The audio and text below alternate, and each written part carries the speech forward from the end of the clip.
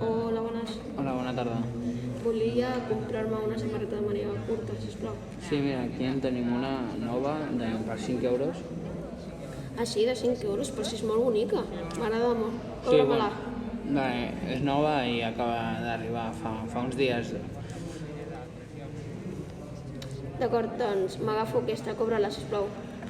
D'acord, mira, ara vaig a pagar-la i te sortirà per 5 euros.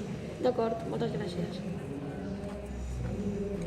D'acord. Tingui aquí per vostè. Gràcies. Adéu. Adéu, bona tarda. Però t'has parat a pensar com interacciona això en el medi ambient? Quants quilòmetres fa? Quanta energia gasta?